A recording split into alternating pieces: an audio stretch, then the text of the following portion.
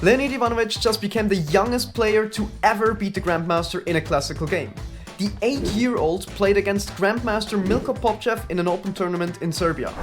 Not only will this game write chess history, but also it's a very entertaining game. We have blunders, brilliant moves, sacrifices, everything. So make sure to stay tuned and let's get right into it. Milko Popchev starts with c4, the English opening. I won't go into too much detail in the opening because it's a pretty long game with around 60 moves and there's much more interesting stuff to talk about in this game and I don't want this video to be half an hour long. We have knight to f6, very standard approach against the English opening. They both develop their bishops in this fianchetto way. The knights are getting developed. First the castle, then the knights are getting developed. And we have d6. Here pretty interesting. After d4 takes and takes, black basically has a Sicilian dragon on the board. Of course, it's not a Sicilian dragon because white has a completely different structure. But if we just look at what a Sicilian dragon would look like in the Yugoslav attack, we would get something like this.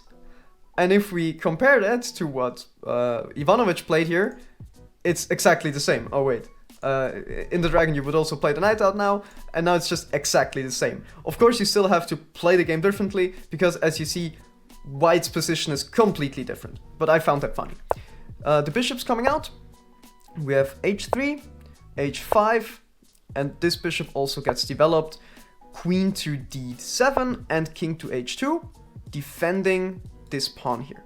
We have b3, protecting the c4 pawn, so there won't be any nasty discoveries here.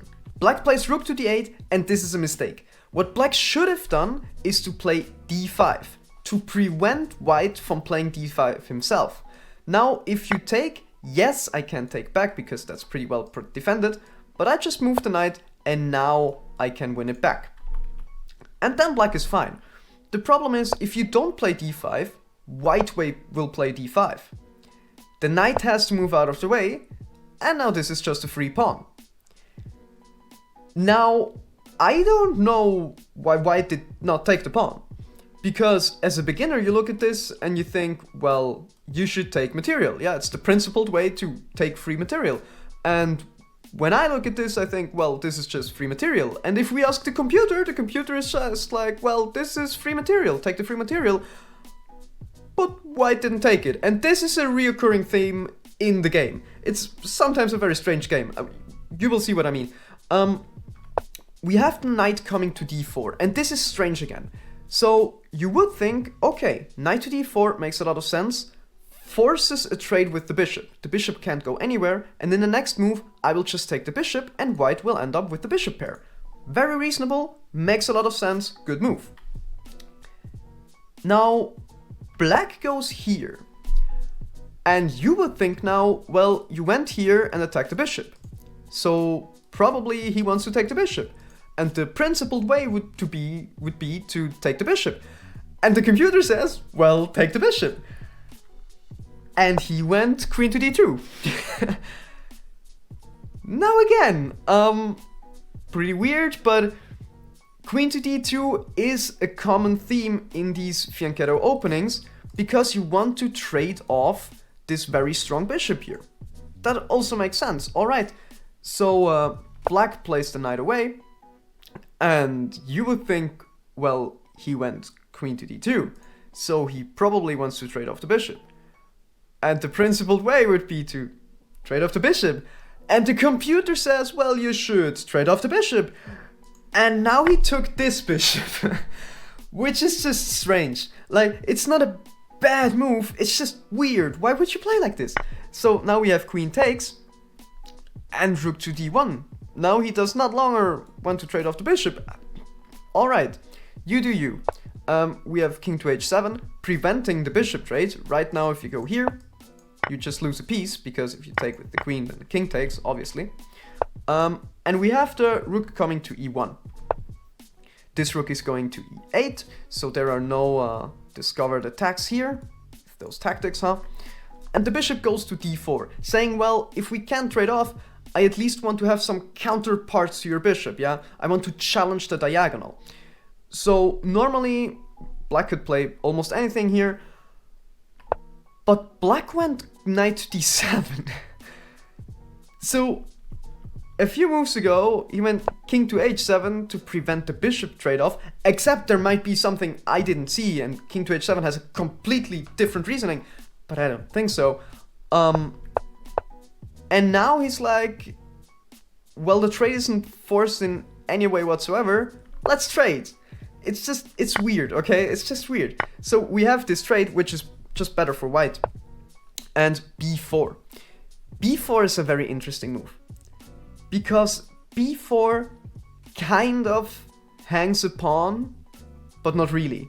Very, very interesting. Let me show you. Now everything is protected, yeah? Everything's fine, and the position is kind of locked. It's a very close position. There only has been one pawn trade.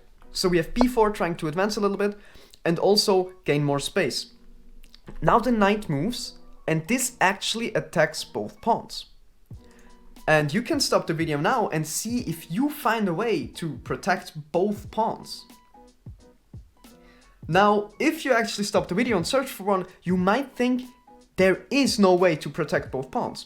And you are kind of right. Now, for every move like this that just protects this pawn, or like this, the other pawn still hangs, because both pawns are attacked. But there actually is a move, which is very weird. It's knight to e4.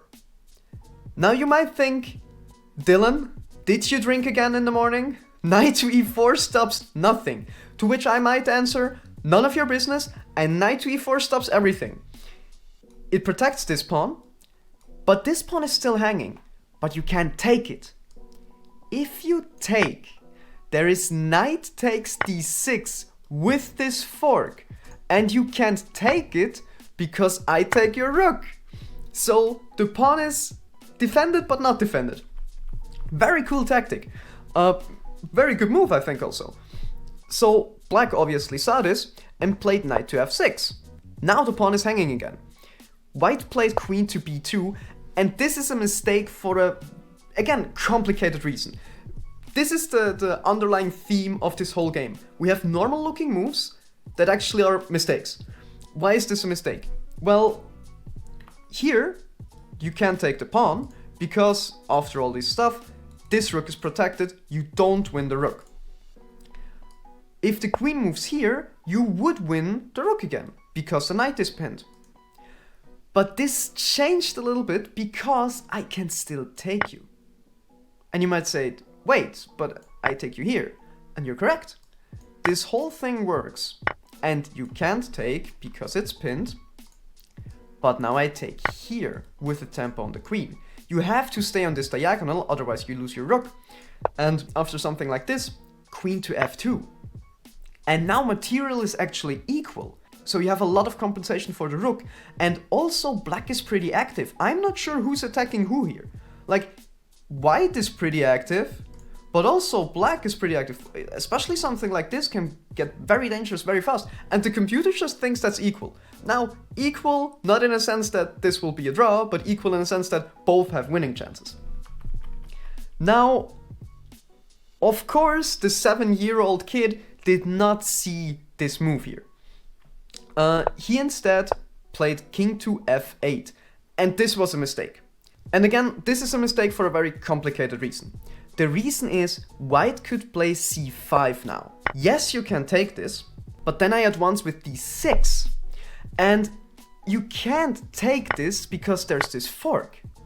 Yeah, this is almost a family fork.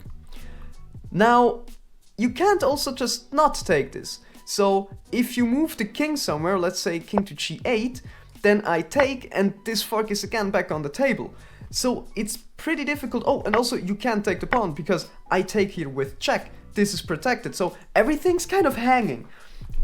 Very, very difficult move to meet with. So you might say, well, if this knight is the problem with all of this forking, why don't I just take the knight? So after b6, I chop away the knight.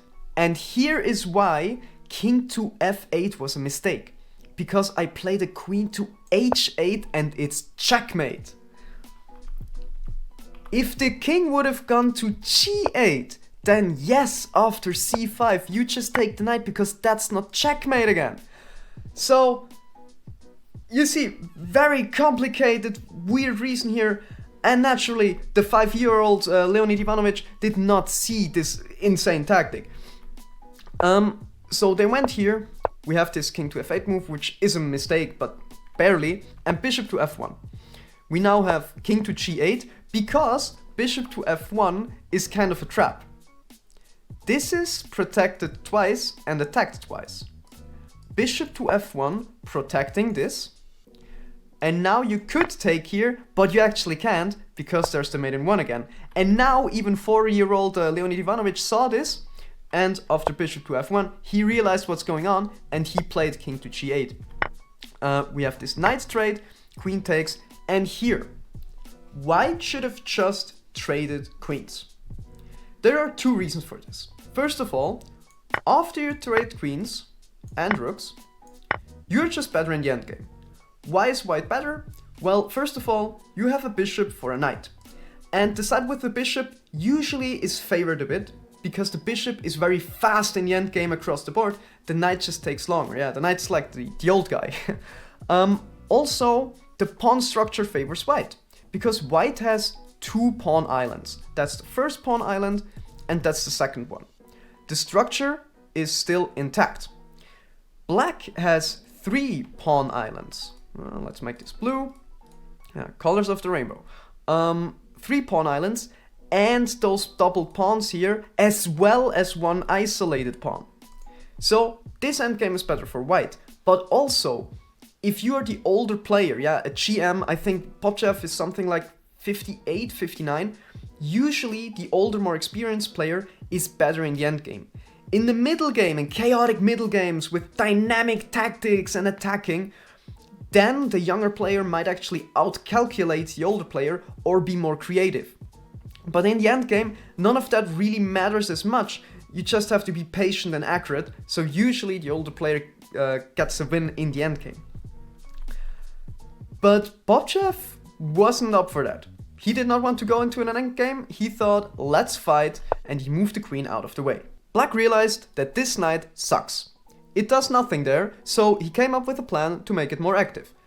You put the knight in the end on e5, where it has very good control. White thought the same thing and tried to activate the rook more. They both do this, and here we have rook to e1. And again, you see the little mistake thing? Rook to e1 is a mistake, looks very normal. Again, weird mistakes in this game. So the reason is, white can now play the knight to e5, and this is a pretty big threat. Yeah, this actually is a family fork. We have a royal family fork, and it's difficult to do anything against it. You can't really go up with the rook. I just do the same thing, and then I'm up the exchange. And if you try to save it with the bishop, like Popchev did, then you just lose this pawn. What you should have done here is to play king to g2. So after this, you can do basically anything to save this, because now this isn't a check anymore. But Popchev missed this. We have rook to e1, the knight is coming to e5, bishop to g2, stopping the check, and the rook gets the pawn. We have f4, kicking away this very strong knight, and also relieving some of the pressure on f3. Takes, and the knight moves back. Alright. So what happened here is that white is more active, but black has this extra pawn. So nothing is over, they are still fighting. We have the queen coming to c2, h4, g4, shutting this down, and the knight dancing around as well as the queen. Here, black would like to play, black would like to play rook to c8, but the problem right now is, first I take this, and even after this here, you can't go rook to c8, because I played g5, remove the defender of this pawn, and win my pawn back. Black saw this, and he prevented this first. g5 anyway, queen has to move. The rook defends this pawn, which now was twice attacked. And rook to c8. We have the bishop coming to e4, attacking the queen. Queen moves out of the way, and here it starts to get interesting. f5, trying to break open black's king.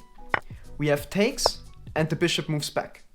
This is a clearance sacrifice, because now you could take this h4 pawn. e5, and if you think, woo, French move, you're correct. This is what white should have played. Just play the en passant and then take the pawn on h4.